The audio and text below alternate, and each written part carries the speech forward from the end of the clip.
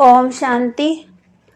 20 अगस्त 2026 के बाबा के मधुर महावाक्य। बाबा कहते, मीठे बच्चे, बाप आए हैं तुम्हें इस पाप की दुनिया से निकाल चैन की दुनिया में ले जाने। बाप द्वारा तुम्हें सुख शांति की 2 सौगातें मिलती हैं। बाप आए हैं तुम्हें इस पाप की दुनिया से निकाल चैन की दुनिया में ले जाने। बाप द्वारा तुम्हें सुख शांति की 2 सौगातें मिलती। बाबा बच्चों को 2 सौगातें दे रहे हैं। प्रश्न, सारी दुनिया में सच्चे सच्चे नंस तुम हो। सच्चे नंस किसे कहा जाता है? सारी दुनिया में सच्चे सच्चे नंस तुम हो। सच्चे नंस किसे कहा जाता है?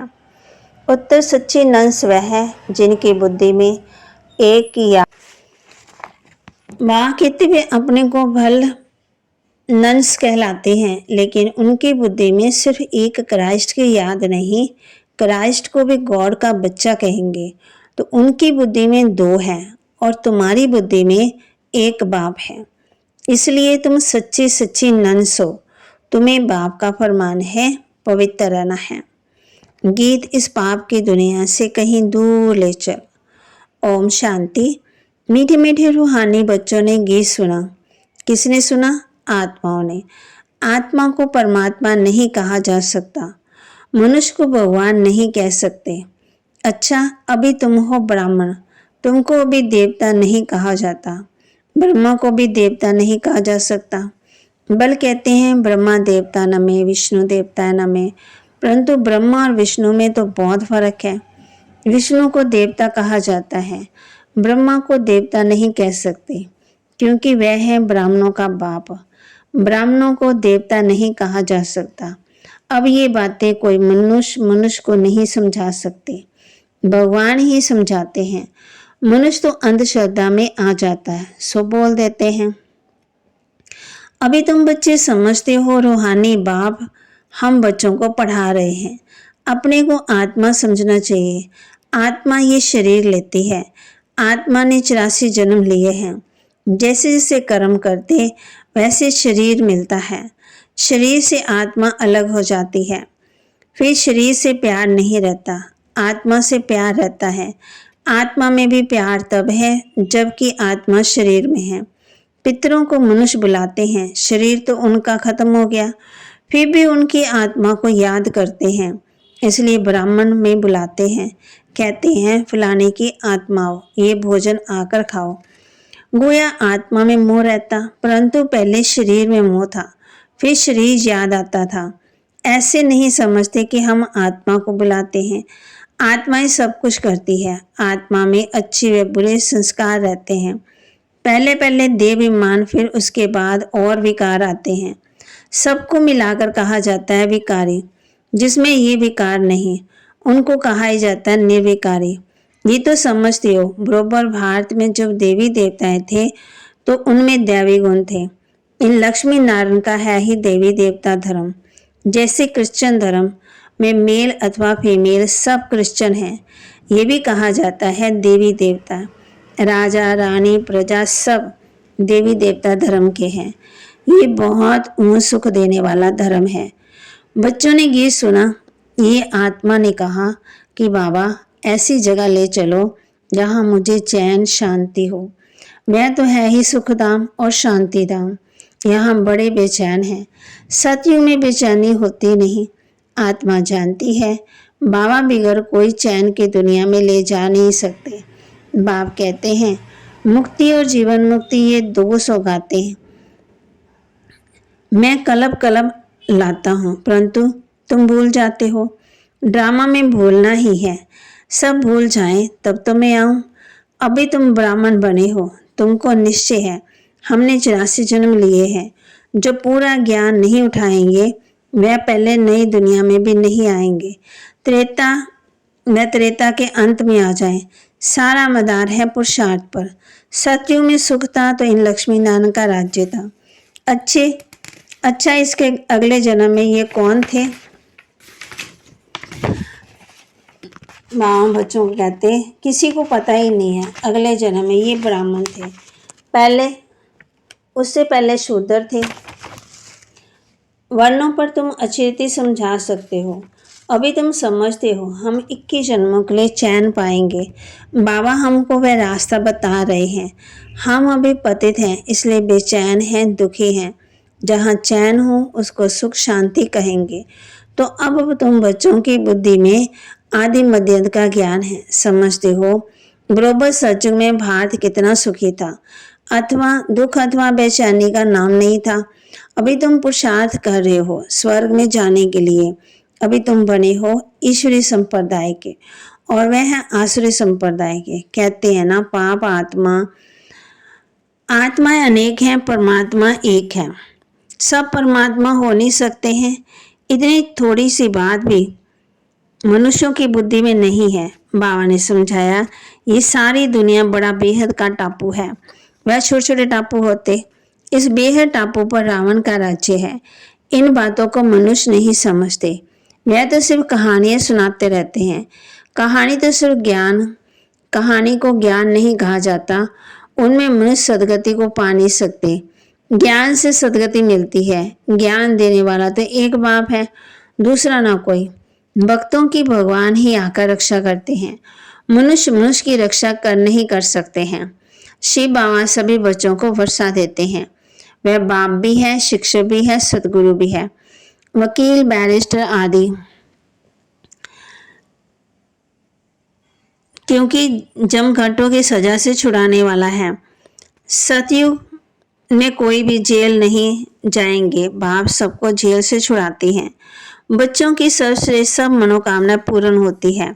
रावण द्वारा अशुद्ध कामनाएं पूर्ण होती है, बाप द्वारा शुद्ध कामनाएं पूरी होती है। शुद्ध कामनाएं पूरी होने से तुम सदा सुखी बन जाते हो। अशुद्ध कामना पतित विकारी बनना। पावन रहने वाले को ब्रह्मचारी कहा जाता है। तुमको भी पवित्र रहना है, पवित्र बन और पवित्र दुनिया का मालिक बनना है। पति से पावन एक बाप ही बनाते हैं। साधु संत आदि तो विकार से पैदा होते। देवताओं के लिए ऐसे थोड़ी कहेंगे, वहां विकार होते ही नहीं। वह है ही पावन दुनिया। लक्ष्मी नारायण संपूर्ण निर्विकारी थे। भारत पवित्र था। ये अभी तुम समझते हो। सतयुग में प्योरिटी थी तो पीस भी था, सुख भी था, शांति भी थी, सब सुखी थे। रावण राज्य जब से हुआ तो गिरते आए। अभी तो कोई काम के नहीं रहे, एकदम कौड़ी मिसल बन पड़े। और फिर हीरे मिसल बाप द्वारा बनते हैं। भारत जब सतयुग था तो हीरे जैसा था, अब तो कौड़ी मिसल भी नहीं है। अपने धर्म का ही किसी को पता नहीं पड़ता। बाबा कहते पाप करते रहते, वहां तो पाप का नाम निशान नहीं। तुम देवी देवता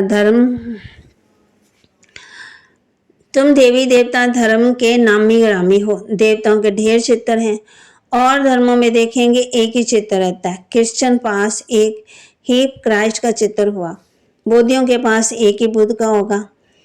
तो बाबा कहते कृष्ण क्राइस्ट को ही याद करते। उनको नन्स कहा जाता। नन्स माना सिवाय एक क्राइस्ट के और कोई की याद में नहीं रहते। बाप कहते तुम हो ही नंस, तुम अपने गृहस्थ व्यवहार में रहते नंस बनती हो। एक ही बाप को याद करती हो, एक शिव बाबा, दूसरा ना कोई। उनकी बुद्धि में फिर भी दो आ जाते। क्राइस्ट के लिए समझेंगे वह गॉड का बच्चा था, परंतु उनको गॉड की नॉलेज नहीं। तुम बच्चों को नॉलेज है। सारी दुनिया में ऐसा कोई नहीं जिसको परमात्मा की नॉलेज ना हो। परमात्मा कहाँ रहते, कब आते हैं, उनका क्या पाठ चलता है, ये कोई नहीं जानते। भगवान को जाने जाननहार भी कहते हैं, समझते हैं। वह हमारे दिल की बात को जानते हैं। बाप कहते हैं मैं नहीं जानता, हमको क्या पड़ी है जो हर एक की दिल को बैठ रीड करूँगा। हम आए हैं पत्तों को पावन बनाने। अगर कोई पवित्र नहीं रहते, झूठ बोलते हैं, तो नुकसान अपना ही पहुंचाएंगे ना। गाते भी है ना, देवताओं की सभा में असुर जाकर बैठते थे, वहां अमृत बांटा जाता था। कोई भी कार में जाकर फिर छिपकर आए बैठते तो वह असुर हुए ना, आप ही अपना पद भ्रष्ट कर देंगे। हर एक को अपना पुरुषार्थ करना है, नहीं तो अपने ही सत्यानाश करते हैं। बहुत ऐसे हैं जो छिपकर बैठ जाते हैं, कहते हैं हम विकार में थोड़ी जाते हैं, परंतु विकार में जाते रहते हैं। ये गोया अपने को ठगते हैं, अपने ही सत्यानाश। परमपिता परमात्मा जिसका राइट हैंड धर्मराज है, उनके आगे झूठ बोलते हैं तो खुद ही दंड के भागी बन पड़ते हैं। बहुत सेंटर्स में भी ऐसे हैं। बाबा जब मुरली चलाते तो बाबा कहते, बाबा जब पहली बार दिल्ली में गया था तो रोज एक आता था जो विकार में जाता रहता था। पूछा जाता जबकि पवित्र नहीं रहते तो आते क्यों? कहता था आऊंगा नहीं तो निर्विकारी कैसे बनूंगा। पवित्रता अच्छी लगती है परंतु रह ही नहीं सकता, आखिर में तो सुधर ही जाऊंगा ना। नहीं आऊंगा तो बेड़ा गर्क हो जाएगा और कोई रास्ता ही नहीं, इसलिए हमको यहाँ आना पड़ता है। बात समझाते तो वायुमंडल खराब करते हो, कहाँ तक ऐसे आते रहेंगे। पावन जो बनते हैं उनको पति से जैसे घृणा आती है। कहते हैं बाबा इनके हाथ का खाना भी अच्छा नहीं लगता। बाप ने युक्ति भी बताई है, खान पान की खिटपिट होती है। ऐसे तो नहीं कि नौकरी छोड़ देंगे, फिर युक्ति से चलना होगा। कोई को समझाओ तो बिगड़ पड़ते हैं, पवित्र कैसे रहेंगे, ये तो कब सुना ही नहीं है। सन्यासी भी रह नहीं सकते हैं, जब घर बार छोड़ जाते हैं तो तब पवित्र रह सकते हैं, परंतु ये किसी को पता ही नहीं कि यहाँ पतित पावन परम पिता परमात्मा पढ़ाते हैं। नहीं मानते इसलिए विरोध करते हैं। शिवा ब्रह्मा तन में आते हैं, कोई शास्त्र दिखाओ। तो ये तो गीता में लिखा हुआ है ना कि मैं साधारण बूढ़े तन में आता हूँ, मैं अपने जन्मों को नहीं जानते हैं, ये तो लिखा हुआ है। फिर तुम कैसे कहते हो कि परमात्मा कैसे मनुष्य तन में आएंगे? पति तन में ही आकर के रास्ता बताएंगे। आगे भी ऐसे कहते आए और कहा था कि माँ में कम याद करो। वही परम धाम में रहते और कहते हैं माँ में कम याद करो। श्री कृष्ण का शरीर तो मूल वतन में ही होगा। जो कहे माँ में कम याद करो, एक परम पिता परमात्मा ही साधारण तन में प्रवेश कर तुम बच्चों को कहते हैं कि माँ में कम याद करो, तो इस योग अग्नि से तुम्हारे पाप कट जाएंगे। इसलिए ही मुझे तो बाबा कहती इसलिए मुझे पतित पावन कहते हैं। पतित पावन जरूर आत्मा को होगा ना, पतित भी आत्मा ही बनती है। बाप कहते तुम पवित्र आत्मा 16 कला संपूर्ण थी, अभी तो कोई कला ही नहीं है, बिल्कुल ही पतित बन के। मैं कलब आकर के तुमको समझाता हूँ। तुम जो काम चिता पर बैठ पतित बन गए हो ना, फिर ज्ञान चिता बैठाकर तुमको पावन बनाता हूँ। भारत में पवित्र प्रवृत्ति मार्ग था, अभी अपवित्र प्रवृत्ति मार्ग है, किसी को भी चैन नहीं है। अब बाप कहते हैं दोनों ज्ञान चिता पर बैठो। हर आत्मा को अपने अपने कर्मों से शरीर मिलता, ऐसे नहीं कि दूसरे जन्म में वही पति पत्नी आपस में मिलेंगे, नहीं, इतनी रेस कर न सके। ये तो पढ़ाई की बात है। अज्ञान काल में भी हो सकता आपस में बहुत प्रेम में तो उनकी मनोकामना पूरी हो जाती। वह तो है ही पतित विकारी मार्ग। पति के पीछे पत्नी चिता पर बैठती, दूसरे जन्म में जाकर उनसे मिलती, परंतु दूसरे जन्म में उनको थोड़ी मालूम पड़ेगा। तुम भी बाबा के साथ ज्ञान चिता पर चढ़ते हो, ये शीशी शरीर छोड़ चले जाएंगे। तुम्हारा कहती हम आगे जन्म में ऐसे साथी थे, तुमको भी बाद में वहाँ ये बातें याद नहीं रहेगी। अभी तुम्हारी बुद्धि में एम ऑब्जेक्ट है, मम्मा बाबा लक्ष्मी नारायण बनेंगे। विष्णु है देवता, प्रजापिता ब्रह्मा को देवता नहीं कह सकते। ब्रह्मा सो देवता बनते, ब्रह्मा सो विष्णु, विष्णु सो ब्रह्मा कैसे बनते, ये अभी तुमने समझ लिया। अभी तुम जानते हो चैन सिर्फ स्वर्ग में ही होता। कोई मरते हैं तो कहते हैं स्वर्ग गया, अर्थात चैन में गया, बेचैनी में व्यतीत रहते हैं। बाप फिर भी कहते हैं अपने को आत्मा समझ, बाप को याद करो तो विकार विनाश होंगे। बाकी है डिटेल से समझने की बातें। बाप नॉलेजफुल है तो तुमको भी अपने जैसा नॉलेजफुल बनाते हैं, घर ले जाएंगे। बाप की याद से तुम सतो प्रधान बनेंगे।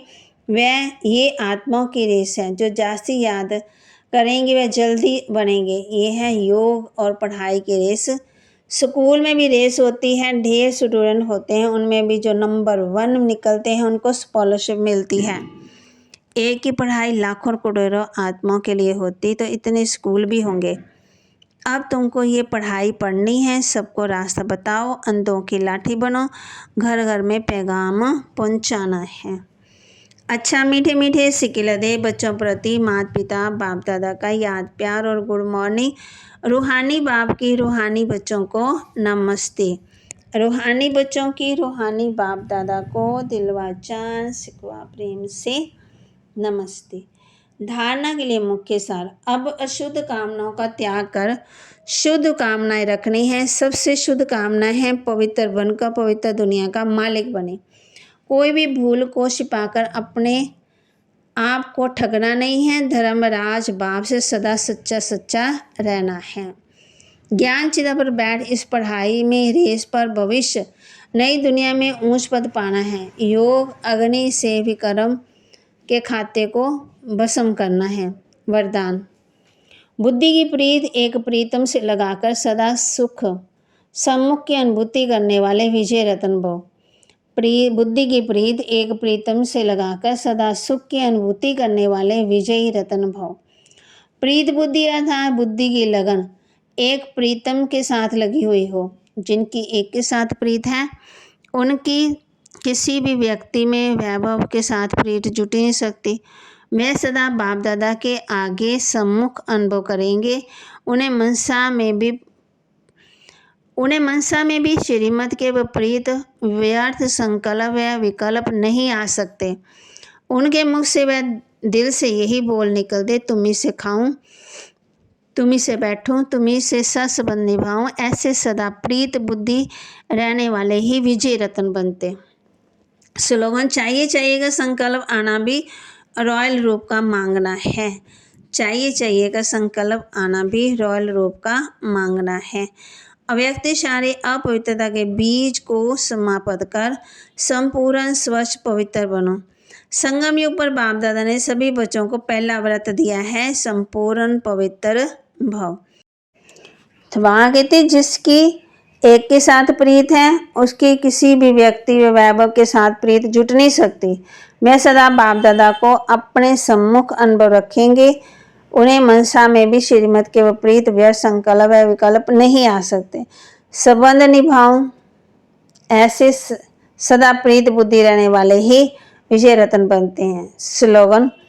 चाहिए का संकल्प आना भी रॉयल रूप का मांगना है।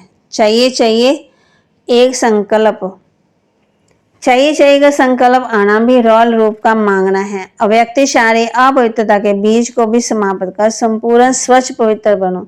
संगम युग पर बाप दादा ने सभी बच्चों को पहला व्रत दिया है, संपूर्ण पवित्र भव। ये पवित्रता का व्रत सिर्फ ब्रह्मचर्य का व्रत नहीं, लेकिन ब्रह्मा बाप समान हर बोल व पवित्रता का वाइब्रेशन समाया हुआ है। हर संकल्प में पवित्रता का महत्व, हर कर्म में कर्मयोगी जीवन का अनुभव, इसको कहा जाता है ब्रह्मचारी। सो ब्रह्मचारी बाप की आज्ञा का पालन करने वाले।